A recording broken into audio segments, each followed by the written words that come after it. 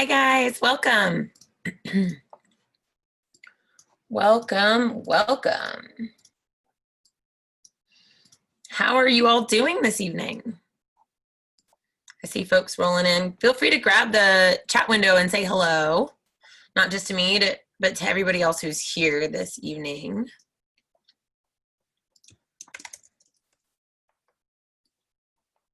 Let me know if you can hear me okay.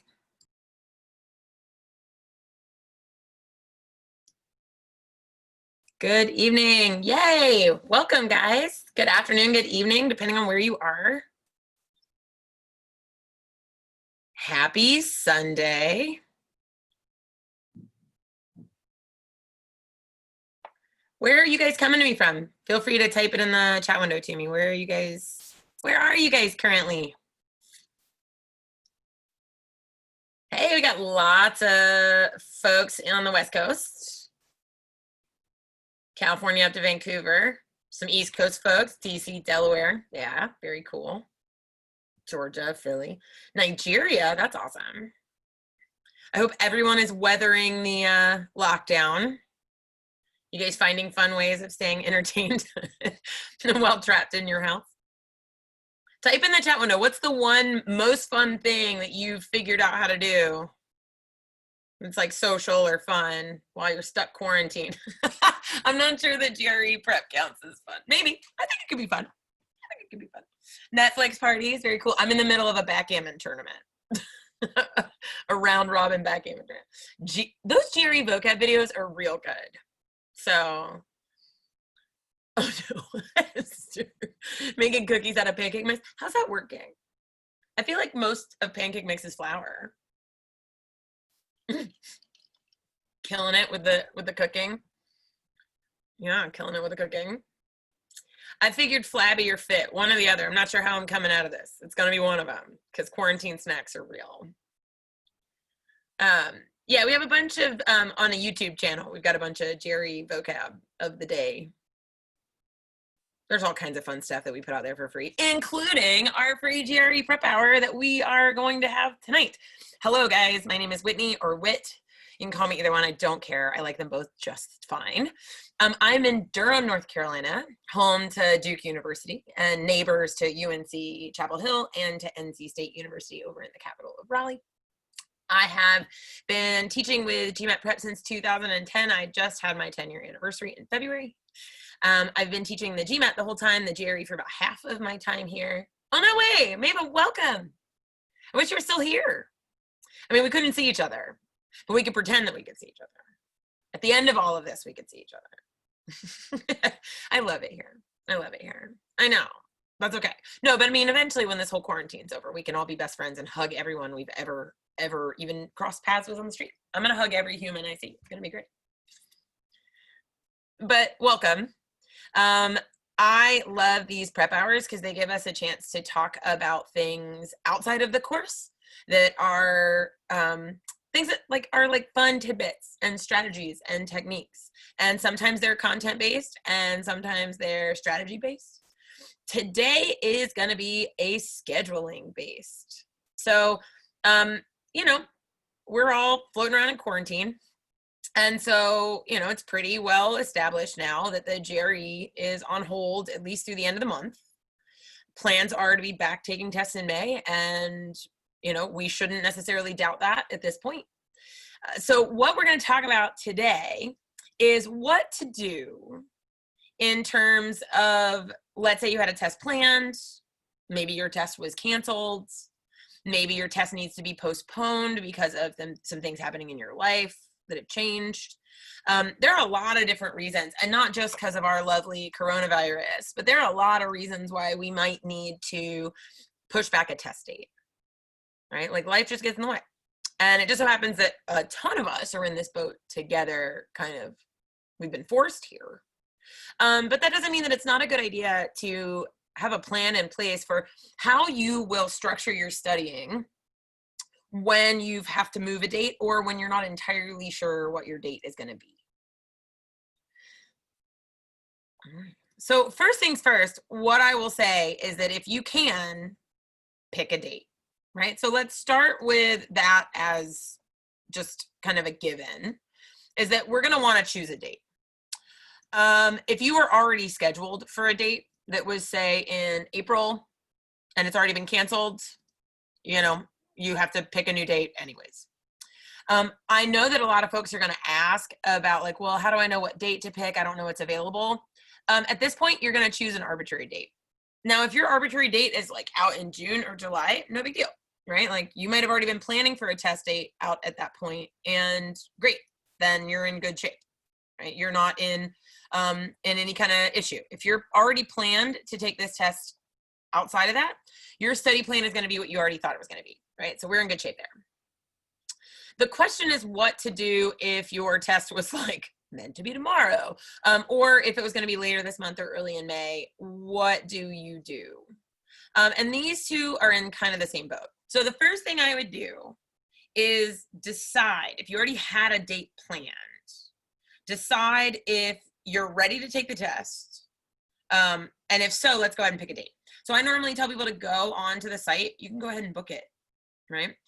Or just pick a date, or at least a date of like, I'd like to take it somewhere in this week or 2 weeks, and then get it on your calendar, because this is true even if you're at the beginning of your studies. Students who, like GRE test takers who do not have a date in mind, and again, it doesn't have to be precise actual date, but like a short window of time, like I'm going to take it the 3rd week in May. Students who don't have that in mind, or my students who don't have that in mind, tend to be a little bit free falling most of the time. Right? It's very hard to structure studies when you've got this like TBD floating on the far end. And I think in this universe that we're all currently living in, we understand how frustrating TBD is, right? Like what's coming? I don't know. Like what's going to happen next? Nobody knows. It is TBD, but there should be dates available. If you go out far enough, I believe they are in fact booking. So you'll have to look into future months. That may have changed. But if you can't physically book it, then go ahead and pretend you can book it and put it on your calendar. And then as we start to, as they start to give you notifications of you're eligible to book again, then you can see what there is. And based on what we're going to talk about tonight or today, depending on where you are, you'll know exactly how to adjust your study timeline based on where that date moves. But no matter what, pick a date. Right? So you might be sitting there right now and saying, I'm going to do May 10th, right? Or May 15th or whatever the day is. And then put it on your calendar. Get a physical calendar, stick it on the board, put your date on it. What we then need to figure out is, okay, if my date was pushed back, that's what is coming. The big question now is like, do I have more or less time to study? And what I mean by that is when we push our dates back, sometimes it happens for a lot of different reasons. In this current environment, we've been forced to push our date back. But sometimes it's like changes in work, changes in life, changes in family structure, what have you. We have to move, whatever. What will normally happen with a pushback is one of two things. You will either have more time in your life to study, like you're pushing the test back, but now you've given yourself a longer window of which you'll have extra time to devote to study.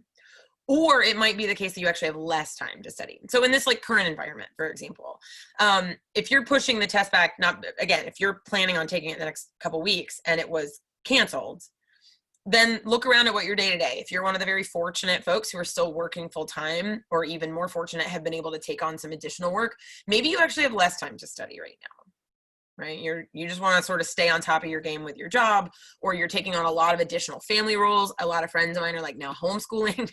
And so it's the combination of working their 40-hour-a-week job plus homeschooling is a lot, right? All those after-school programs and everything are gone.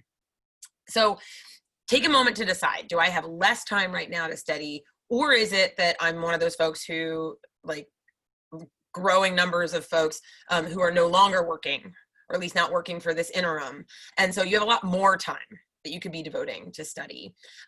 We're going to look at this as two different halves, but step one, you got to figure out which one you are. Are you the one who's got more time or less time to study?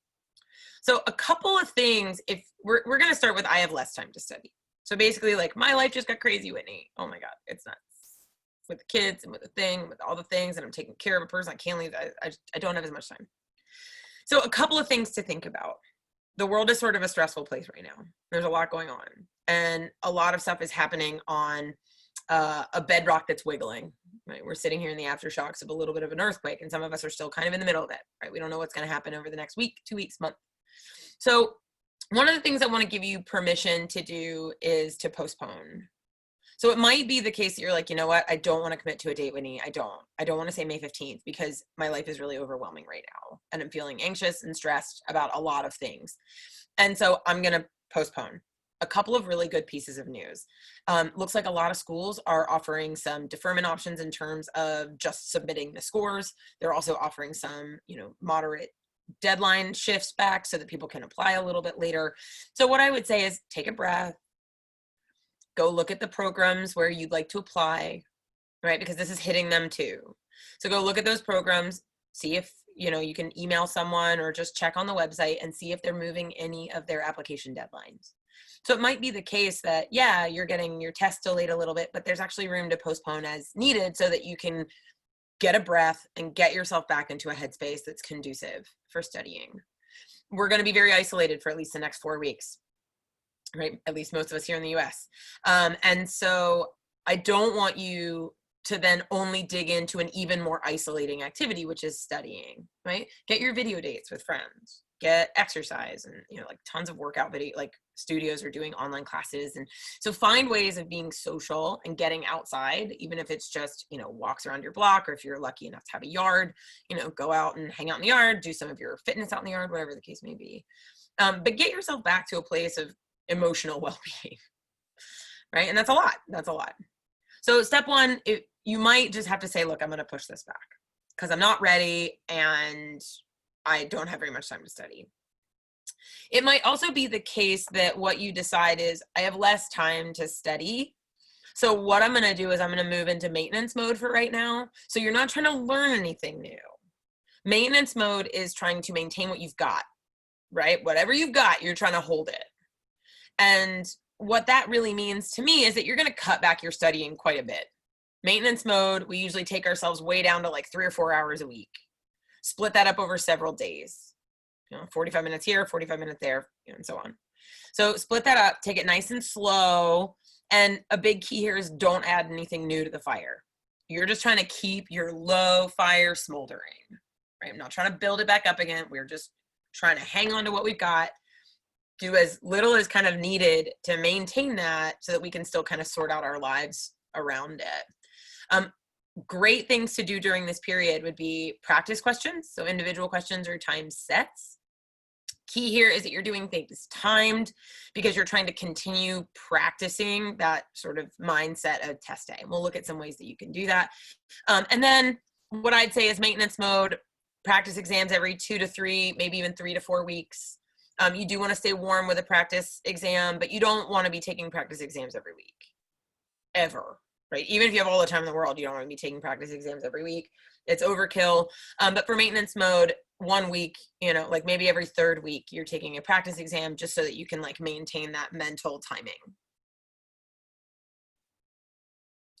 So a couple of things to think about, right? So as we think about these time sets and individual problems are great, right? Like, part of what makes them great is that you can stop after each one. They're great for working on specific topics, right? I can look at them very clearly. The problem with individual questions is that I typically will know what topic is tested if I chose it. And I'm not going to be able to practice my timing decision-making between and among problems. So on the test, you're going to have, little segments of questions, 20 questions in each section. You're going to be able to move back and forth among those questions. And so individual problems, awesome. We lose that a little bit, that ability to balance. Practice exams, also great because they simulate the real thing, right? They're great for some stamina and they're great for this like decision-making piece. However, they're extremely time consuming. You will burn out if you're doing them too frequently, particularly if you already don't have a ton of time in your schedule. And then you can just start to get really fixated on the score rather than the process. Right? Usually because of practice exams are so big, right? You're looking at 80 problems. The emphasis on review ends up shrinking because nobody wants to review 80 problems. So many. So your secret weapon in this like maintenance mode space is going to be the mixed time set. So maybe you just pick 5 random questions, or you could even do half sections, and I'll show you what that would look like. But the beauty of a mixed time set is that these are things that you can do really frequently. You can review the devil out of them because they're nice and short. You can also think really clearly about your time balance. So on a practice exam where you're doing 4 full sections, 2 quant and 2 verbal, you're going to have some memory loss regarding what your timing was like on those sections, right? Because by the time you finish it, the section that was 2 hours ago is going to be sort of disappearing. The beauty of a time set and a shorter set is that you can very immediately evaluate your decisions around timing and energy usage during that section, right? So are you able to recognize problems as they come up? Are you able to recognize problems that you should skip and maybe flag to come back to? Are you able to recognize problems that you should skip and never come back? And there's this idea called interleaving, which means that you're kind of mixing topics that you learned a while ago with new topics. And in a way to think about it, it's as if like you're reviewing work in sort of a spiral. Well, that's good science, right? There's a ton of good learning science around this kind of review, repeat, and then cycle through sort of behavior. The more often you can see something, right, frequent occurrences, the better you'll know it. You'll know it better if you see it 5 minutes across 20 times than if you sat down and did it for 1 hour. Yeah, so we like this like little bit here, a little bit there, a little bit there. It's actually really good for you to work this way. Right, so we've got our mixed time sets, some ways we can build these. Well, you can get these out of the OG. We've got the 5-pound book. Maybe you have your own flashcards or an error log that you've been using as you've been working on materials from other providers. You can use previous questions from practice exams, both the ones that you can get from Power Prep, or if you've taken practice exams with us or another manufacturer. Lots of places where you can find questions. And things to think about if you wanted to build an entire half section, right? So the way a half section would work is that you want to keep a similar mix of questions as a complete quant section or a complete verbal section, but you just want to cut that number in half. So a typical quant section looks like this. It has 20 questions. You have 35 minutes total to do it. And then this is the rough breakdown of questions. So quantitative comparisons, or QC questions. You can kind of go on to GRE's website and look at example problems, a bunch of free ones. But QC problems make up the first 6 or 7, and then these discrete quant are just kind of multiple choice or fill in the blank, choose all that apply. You see kind of a whole section of those, 8 through 20, are questions that have, you know, multiple choice, fill in the blank, or choose all that apply. There's just going to be this section in the middle of them of 3 or 4 questions, have the same type of answers, but will all be based on a set of graphs. So if you're going to do a half set, which I think is really awesome, you'll just kind of cut these numbers in half. So you'll go and find maybe, you know, 3 to 4 QC problems, you'll find a couple of discrete quant problems, and you'll find a couple of data interpretation problems. And so you can add 1 to any one of these, right? Maybe you put like a 3rd one here or a 3rd one here. And then that way you get this like mix that's going to feel like the actual quant section. You'll give yourself half the time, so 17.5 minutes, and then off you go. Off you go. You can do the exact same thing with a verbal section. So the look of a verbal section kind of feels the same. It's just different question types. Text completion and sentence equivalence are our vocab-based questions. And so the first 6 or 7 will be text completion. Then you'll see some reading, either long passages or short passages. Some of those will have multiple questions. Then you'll see a couple of sentence equivalents. And then you'll see a handful of reading comp again at the end. Again, if you're going to do this as a half set, maybe you do, you know, 3 or so, 3 to 4 text completion. Maybe you do a set of 3 reading comp with like a little bit longer passage. You do 2 sentence equivalents, and then maybe you do a couple of shorter reading comp or a shorter passage with 2 questions. Right? And kind of this like mix in and give yourself like a little nice short section.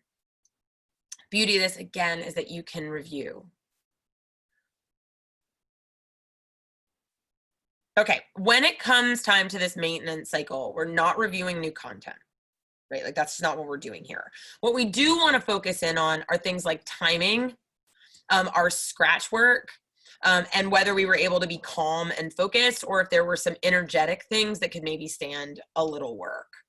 So things like timing, right? Did you make smart calls? Did you invest in places that you thought were good investments? Or did you overspend in kind of crummy investments? Where could you have improved that, right? This is a great thing to think about and consider as you're working on maintenance, because as you work on little individual problems, you can practice these timing kind of behaviors. Ditto with scratch work. You can absolutely practice scratch work. Like, did you actually use your paper at all? Did you use it effectively? And then thinking about calm and focus, there are a lot of great mindfulness programs out there that, I'll be real, guys, with everything that's going on in the world, a few deep breaths and a little bit of meditation wouldn't hurt any of us. Several are offering free trials, so plenty online ways to find some easy and simple 3 and 5 minute meditations. So were you able to take deep breaths, or did you start to get yourself a little frantic? What did it take for you to minimize the distractions around you? And do you have some tools that you can use to maybe work on your focus next time?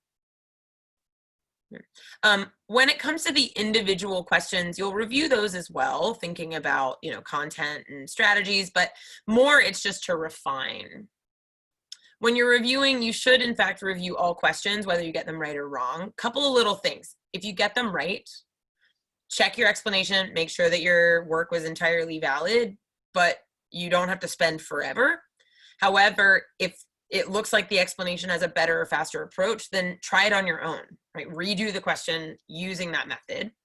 If you get it wrong, try it again. Maybe even put it down and come back to it a day or two later. Try it again. Then you might have strategy guides. You might be able to Google. You might be able to look at, like strategy guides with us or with another manufacturer. You can look for ideas for maybe how you would have solved that.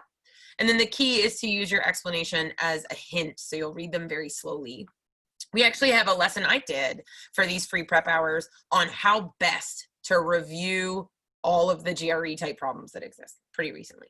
So look at the different ways that you can kind of review in depth. And then the thing I love is get yourself like a little notebook, right? It doesn't have to be anything fancy. I usually have kind of a little one sitting around, my little notebook. And write in it one takeaway from every problem or every set you do. And takeaways aren't just negatives. Takeaways should be things that you're proud of too. And I did a great job bailing on that question, or my scratch work was awesome. Right? Takeaways are a way to just kind of reinforce your studying, learn something from it. I would say that you should have at least 1 or 2 positive takeaways every time you sit down to study, even if you've got some things that you want to work on. Positive. Okay, so a maintenance week would be this 3 to 4 hours, right? Where you're kind of spreading it out throughout the week. You're not just doing one thing, like doing a bunch every single day. You're focusing on no new content, practice questions, and time sets with interspersed practice exams are going to be kind of your primary weapon. You're not going to be reading in strategy guides or books. You're not going to be working through class videos or content. That doesn't really apply to maintenance mode. All right. What if, however, instead of having less time to study, you actually have more time? So for whatever the case may be, you've got this delay, but now you also have a bunch of free time. At this point, you now have to decide which category are you in. Are you in a category 1, meaning I was ready to go. I thought this test was going to be in 2 weeks, and now I can't take it. And so I don't want to lose where I am. What do I do? The other category is actually, this might not be such a bad thing because I really do need some additional time in order to raise my score. I'm not really stoked about where I am, and so I'm going to use this time to improve. Right. So, and both of these categories are normal. So regardless of which of these 2 categories you're in, right, category 1 or 2, we're all going to start in the same way, at least initially. So the way we're going to start is by setting some sort of date. If you're ready to go, you're going to try and pick a date as early as the online system will let you, or as early as you think. I'd pick something mentally as the beginning of May. You never know. They may push us back again, but for now, I would pick first week or 2 of May. So once you've set a date, you're going to sit down with your calendar and you're going to plan backwards. Okay? And this goes for everybody. And this will help you figure out how to set your date a little bit as well. So the next piece after you've set your date is to know that before you're practicing or before your official exam, you're going to have a 2-week out game planning period. So if my official exam, I want it to be May 15th, my game planning period starts May 1st. During that period, my goal is to try and peak on test day. So I'm not trying to study a whole bunch of new content. In essence, I'm sort of trying to move into a bit of a maintenance mode, but more of a focus on how do I want to perform on test day. For this period, you'll take 2 practice exams, 1 week out and 2 weeks out. So you'll basically be taking a practice exam every week until the real thing. You'll spend a lot of time doing more review, cleaning up any of your kind of clumsy work, refining strategies, refining timing decisions, and just being ready to get to this place where on test day, you're the best you are. We don't want you burned out. I don't want you tired. So I want you sleeping. I want you to do whatever sort of activities allow you to feel refueled. So you're getting in Zoom or you're getting on Google Hangouts or FaceTime and you're interacting with friends and family. You're getting sleep, right? Whatever the thing, you're exercising, all the things that help make you feel better. You're doing that during these 2 weeks. Then back from that, so let's say you've picked May 15th, May 1st through the 14th is this game planning period. From now until May 1st, you're sitting in what we'd call the lift my score cycle. All right. So lift my score would be, I'm going to try and improve, and I'm about to show you what a lift my score cycle is going to look like. But anytime you have to postpone a test, so anytime, let's imagine you pick May 15th. As we roll into May, God forbid, it's like, nope, sorry, it'll be June 1st. Okay, so depending on where we are, you kind of move back into this lift my score, slide that 2-week game planning kind of maintenance mode up closer to the real exam. Right, so we're going to go into this lift my score cycle. If you're in this place in your category 1, so you're sort of stuck there, right? Like you're ready to take it, but you're just waiting on your date. Then what you need to do is cut your study time in half, right? Like you need to back down to this maintenance mode, or you mix in weeks of maintenance mode. So let's say that you were currently studying about 10 hours a week. You're going to back down to about 5 hours a week, or you'll study your 10 hours a week, then you'll do a maintenance week, and then you'll study for 10 hours, and then you'll do a maintenance week. So you can do it either way. I sort of like to intersperse maintenance weeks with a little bit of cutback on my time. So instead of doing 10 hours, I'd do 8, and then a maintenance week that's maybe a little bit heavier. So the idea is that you're going to want to like slow things down because you don't want to burn out, because that's real. And so you want to get to a point where you're just like hold her steady, just keep holding her steady. You have the score, or you're at least in that little space of the score where you want to be, and now you just need to maintain. A piece of information that I want to pass along to those of you who are in that boat, that is a great place to be. Because if you're already at the score you want, the only thing you have to do is avoid burnout. That is literally all you have to do. Because if you can stay well below burnout and you're just on kind of a like little easy peasy review cycle, you are going to be so much better at the end of it, because you're going to be even more comfortable with with those topics without even having to dig in and go crazy on trying to improve. Right? Like you're not going to have to do it at all. It's going to be great. Yeah. So things to think about, right? So let's kind of, as we see the second group, right? So category 2, these are folks that need more time. Couple of things to think about. Right? Let's say you'd already finished your studying, but now you're sort of looking out and you're like, yeah, I was going to take it because of deadlines, the end of April, but I can't now, right? I just really can't take it at the end of April because they're not letting me. And so we're going to do a couple of things here. The first thing we'll do is try to evaluate what you've been doing already and what did and didn't work for you. Because if you've already been studying for a while and your score is not where you want it to be, then it's time to start to diagnose like what's missing. Have you been studying by reviewing practice exams and letting that target what types of information you need to be studying? Are you still mid studying? Then that's fine. You're still in the middle of your studying and you're still practicing. A lift your score cycle, right? So an actual cycle looks like the following. It's going to start with a practice exam. So like I said, what we need to do is always kind of have an evaluation. So we're going to start with a practice test, and then we're going to analyze our strengths and weaknesses.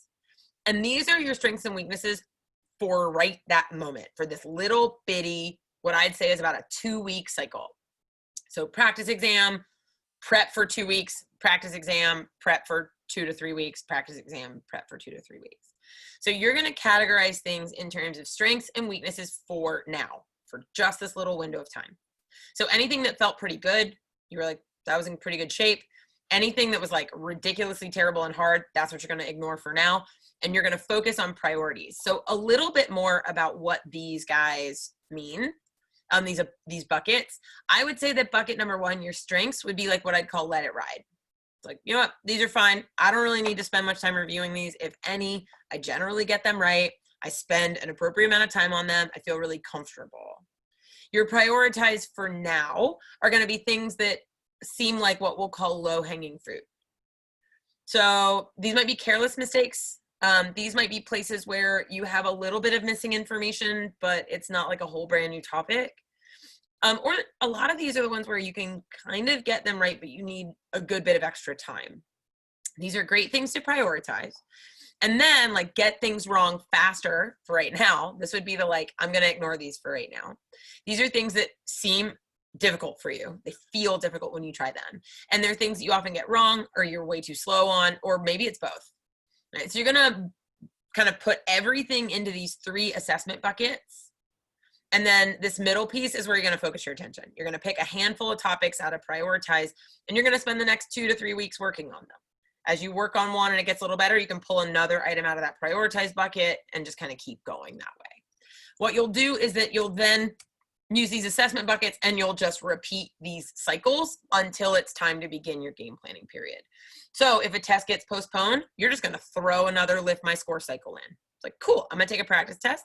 I'm going to spend the 2 to 3 weeks that I have available to try and improve content, to try and improve strategies, to try and improve timing, right? One of these lift my score cycles are a place where you're improving mastery. And so you'll want about 2 weeks, maybe 3 for each one of these. So kind of think for a moment, all right, from right now, if I did a 2-week lift my score, because I feel really good where I am. So I'm going to do a 2-week, bump up my score if I want it. Then a 2-week game planning. I could take the test right around the 1st of May if they start offering it. If I find out that they're not going to offer it until the middle of May, well, then I'm going to do 2 lift my score cycles, then a game plan, and then the exam.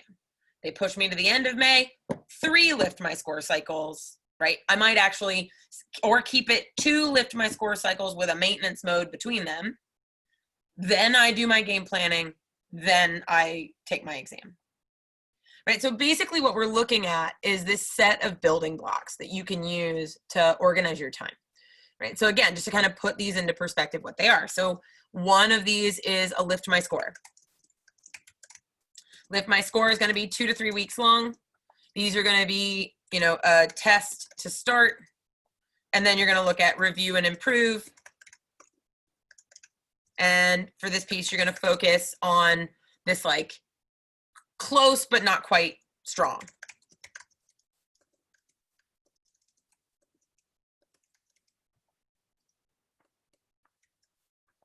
And so these are things where you do okay, but you could really use some work on them. This is not necessarily where you're going to focus your time on the things that are your biggest weaknesses. Right? Like why? Some stuff's just going to stay a weakness and we can leave it there forever. Another tool in your toolkit is the maintenance mode. These are going to be about 1 week, plus, however long you want to do them. I mean, this is really like any number of weeks you want them to be. And a maintenance mode is literally a mix of not full practice exams, not all the time. You might say a test every 3+ weeks, maybe, right? Not if they're interspersed with lift my score. But you might do a test, but your big focus here is no new content. What you're working on is practice problems. Think about this as you're trying to stay warm.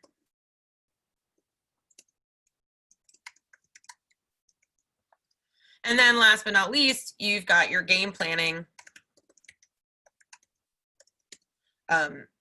sort of cycle at the end, right? So your game plan stretch, and this is going to be 2 weeks out from your exam.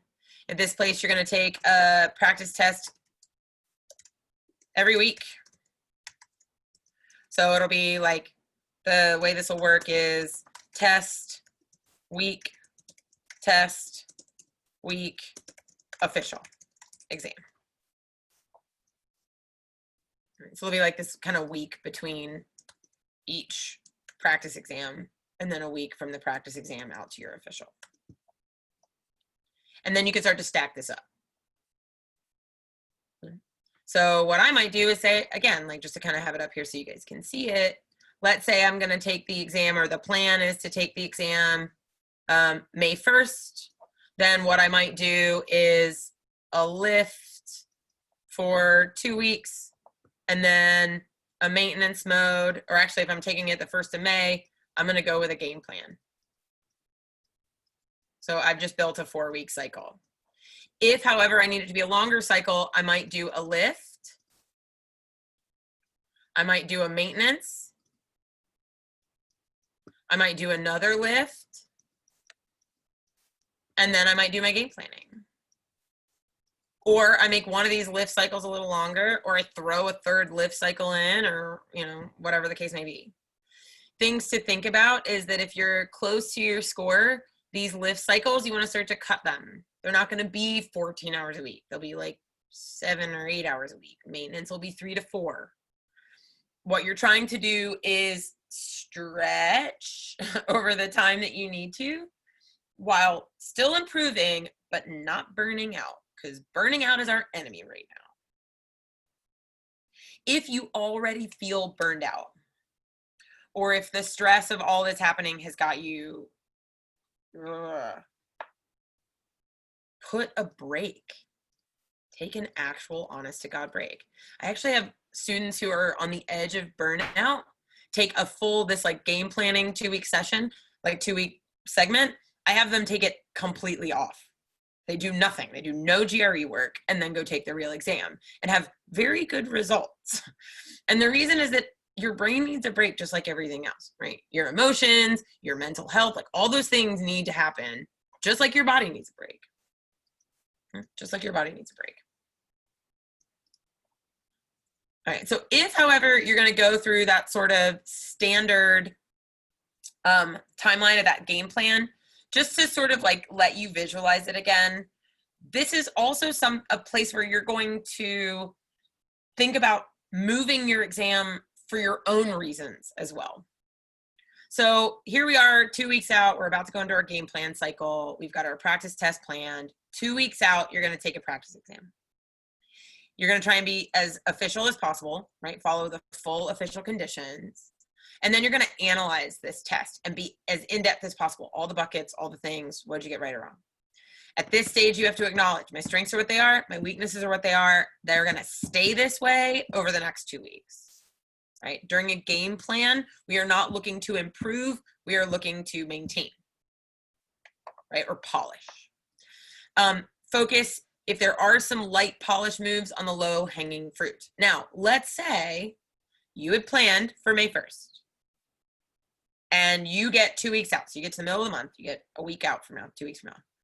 You take your first practice exam and you're not near the score that you want. And you've taken like an official one, right? Or whichever, but you're just not near the score that you want. Then you need to make a call. At that point, you might decide to postpone again, right? So a lot of times we postpone exams, not because the world around us is having some, crazy pandemic, but because we want more time to study. So option 1 is to postpone and add in 2 weeks, 4 weeks, 6 weeks of improvement, these improvement lift my score cycles. Maybe it's just 2 of them, right? Maybe 4 weeks is what you need.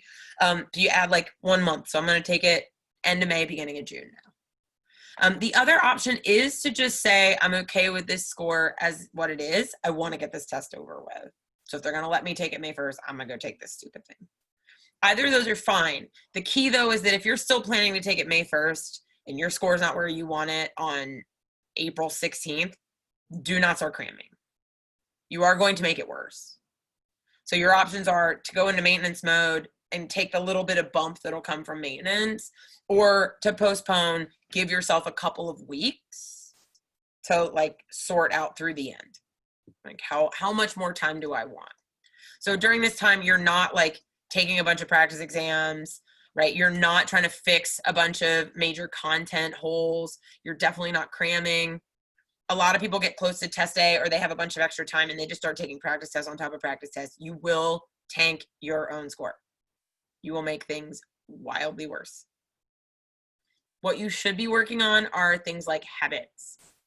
So if your test is coming up, you should be thinking about like, well, what are the habits that I can get invested in or work on as like on the day-to-day. I'm going to scan back over some old material. I'm going to review some flashcards as I have them, and so on. Can anybody else hear? Alec, it sounds like you can't hear me, but can anybody else hear me?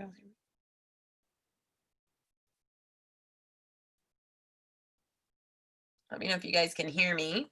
Yeah, okay, cool. So we're gonna think about this like review place. And then in the last week, oh, okay, great. And then in the last week, you're gonna take this final exam. And I really want for this final exam, do it as realistically as possible. Try to make it just like test day, get up at the time you're gonna get up, take your breaks at the time you're gonna take that break, right? Like make it test day.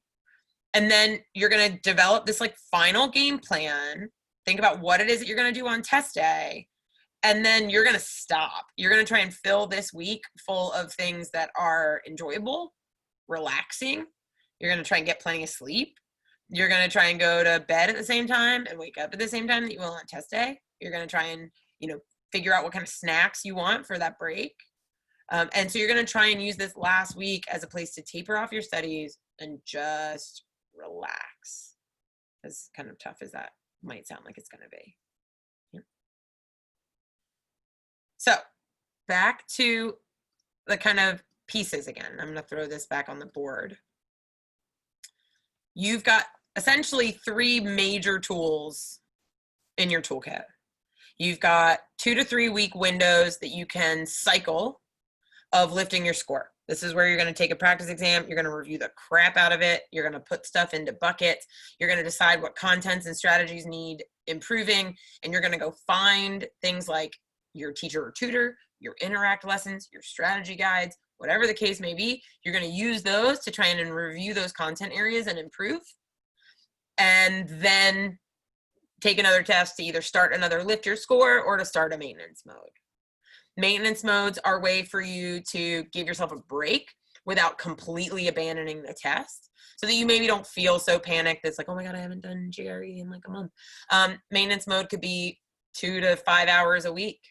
Right, you're doing a little bit here and there. It's primarily focused on practice problems, not content review. You're looking at trying to practice your timing, practice timing among questions, and just stay warm. And then when it comes time for the actual exam, you want to spend this like game plan stretch. So practice exam, a week to make improvements on like just the exam techniques. So how's your scratch paper? How are you doing on the exam? Are you making good timing decisions? When you get it in your head, like, yep, this is what I want to do on test day. This is exactly how I want it to go. You'll take your second practice exam during that period, and you'll evaluate, how did I do? What last little pieces do I need to remind myself need perfecting? Again, in terms of my behavior rather than my knowledge. So am I letting go of questions? Am I skipping around? Am I using my scratch paper? Am I using the calculator effectively? And am I using process of elimination? All the cases. And then that final week, you're going to let it taper all the way down to nothing. And if it was up to me, I'd have you do no GRE that entire week.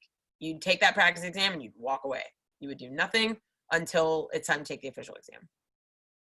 Oh, the other thing I should say, in your maintenance mode, this is a great place to review vocab flashcards. Don't make new ones, but just keep flipping through the ones that you already have.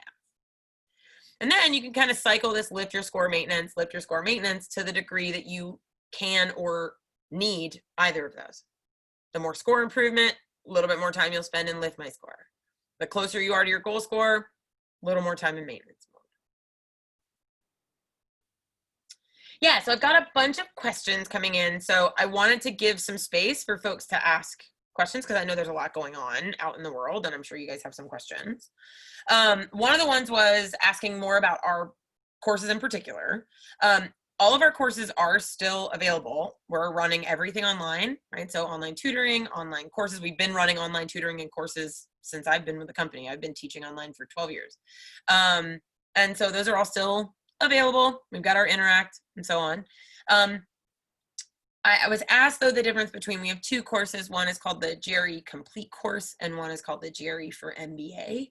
They cover almost all of the same information with a different focus. So GRE for MBA is actually a session longer, so it's 9 weeks instead of 8, or 9 sessions instead of 8.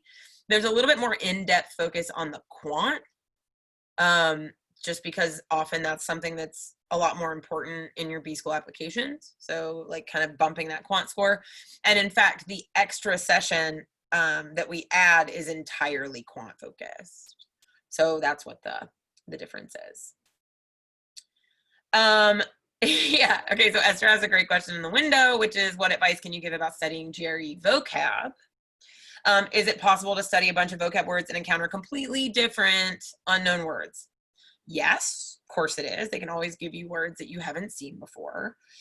You can minimize that by being really particular about which GRE word lists you study from.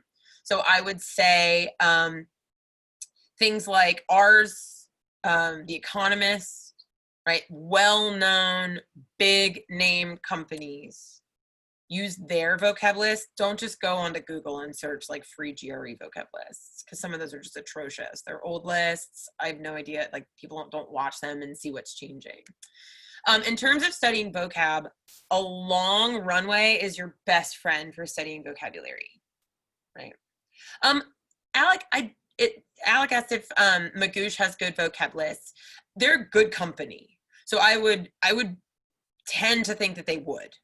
Yeah. I can't say that that's true for sure because I'm not familiar with their vocab list, but they are certainly a reputable company. I just wouldn't go get the ones that are like no-name company from no-name place that just somebody randomly uploaded. I would just stick to I would stick to the heavy hitters in the world of GRE prep for sure. Yeah.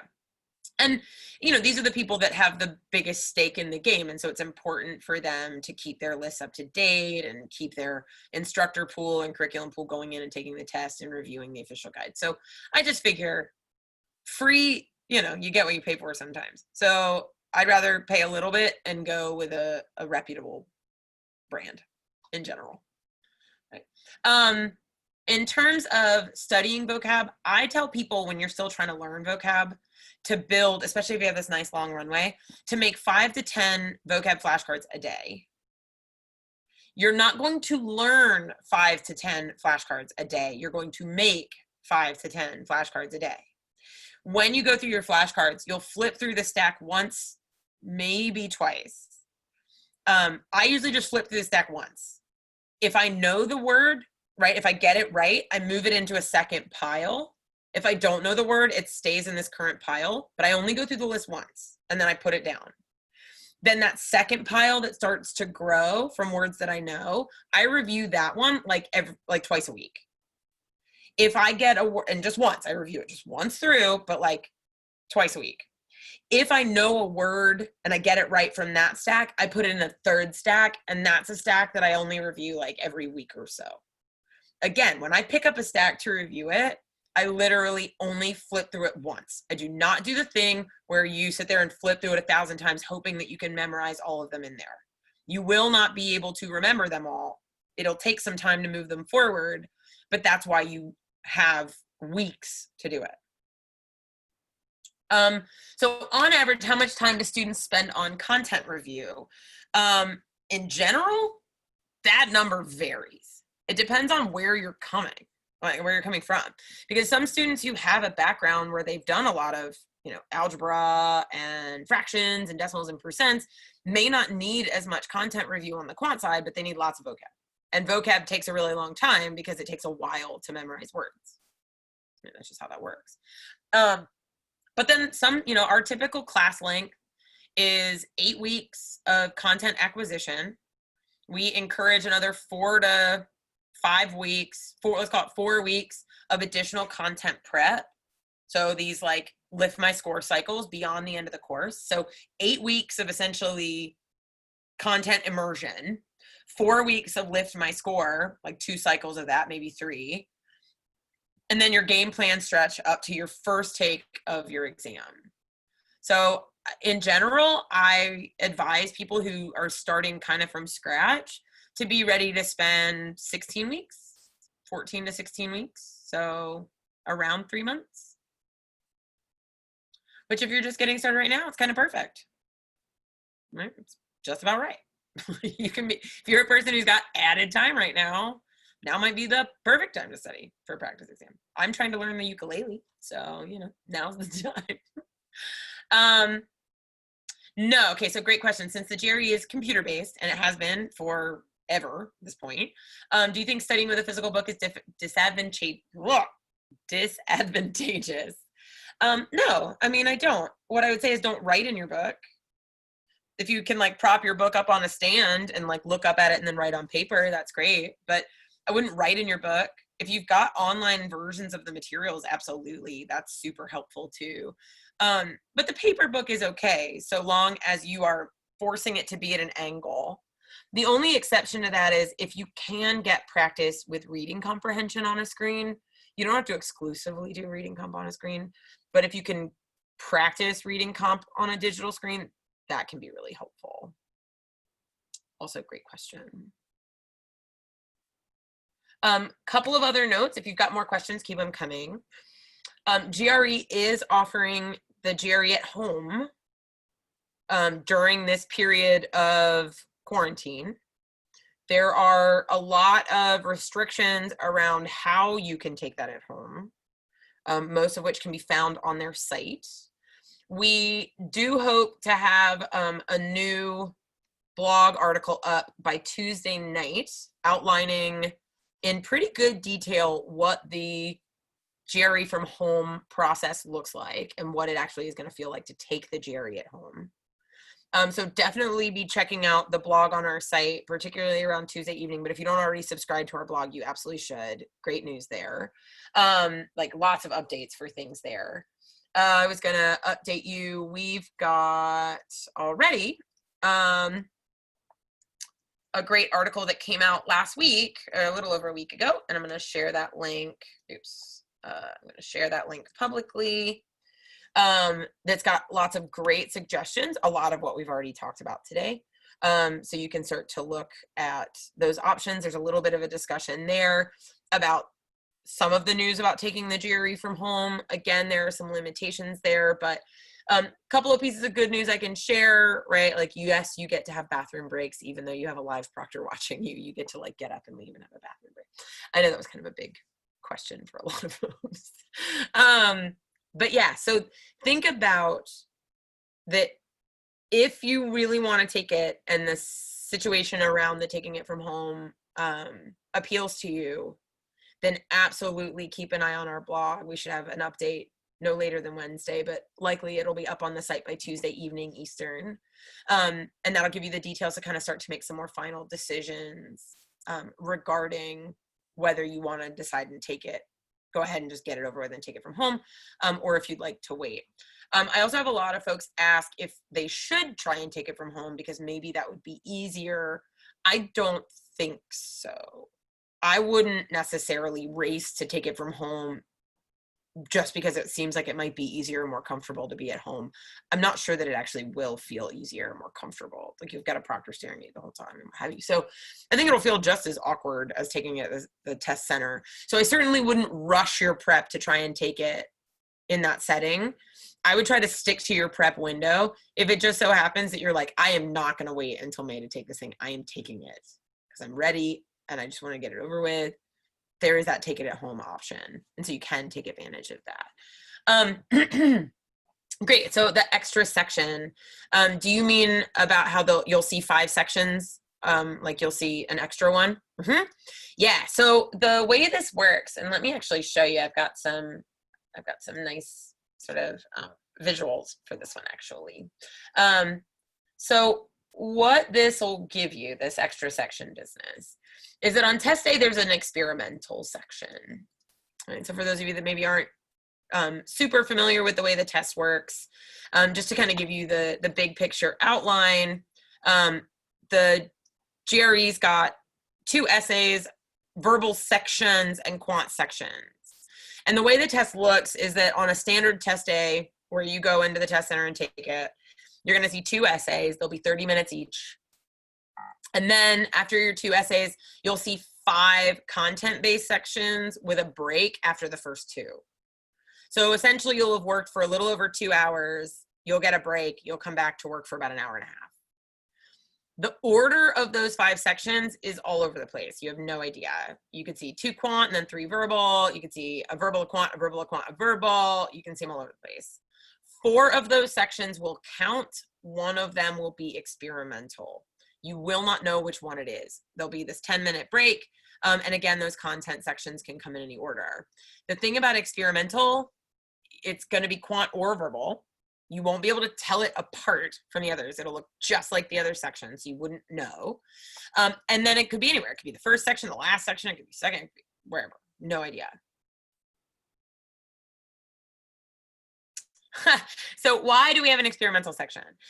Because they have to test questions out on people before you see them.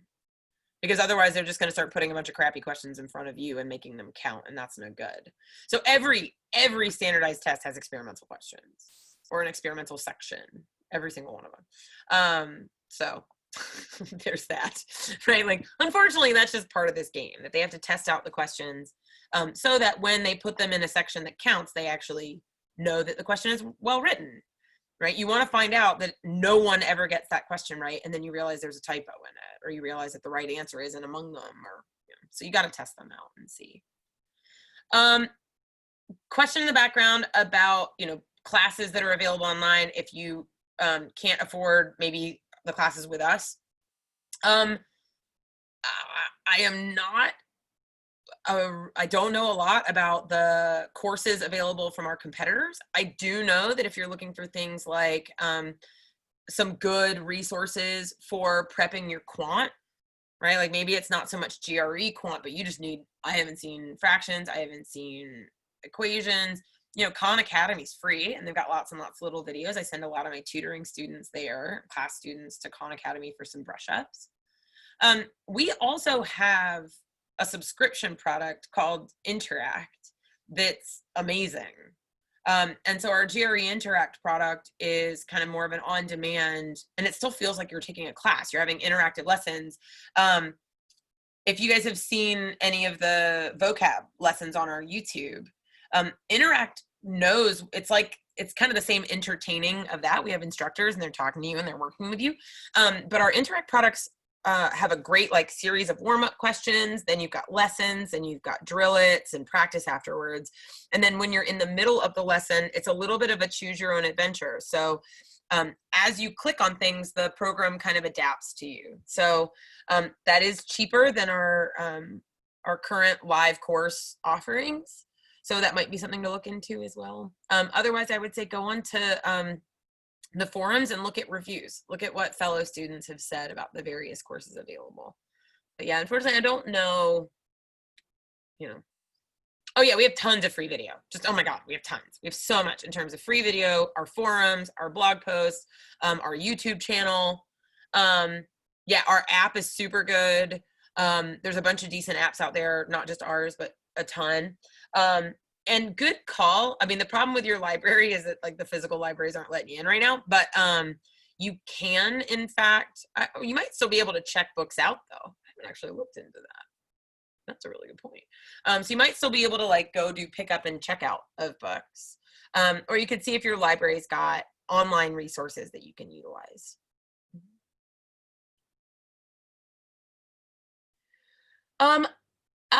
So great, and I'll take any little final questions. We'll just take another minute or two. Question about whether the quant section has become harder. It has not become any harder than it was before. If it was, then it wouldn't be a standardized test. And so I would tackle it the same way you normally, like with any of the studying. I wouldn't, you know, I thought that the test might feel a little harder for some folks, but no, the quant section hasn't gotten harder in the last, since it went online, basically. They have to keep the difficulty level standard, or the scores stop being meaningful. So like a, you know, a 140 wouldn't be a 140 anymore. Yeah. Cool. Well, guys, it's been a pleasure getting to hang out with you. And if you are, you know, stuck in this place of your test date got bumped, you're not in alone.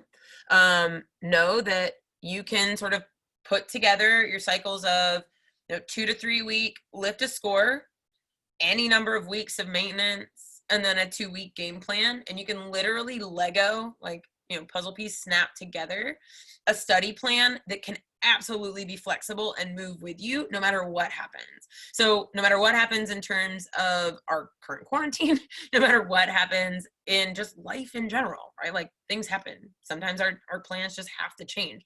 And so you can make that date move out or in by just adapting that like 3-segment set of, you know, study windows.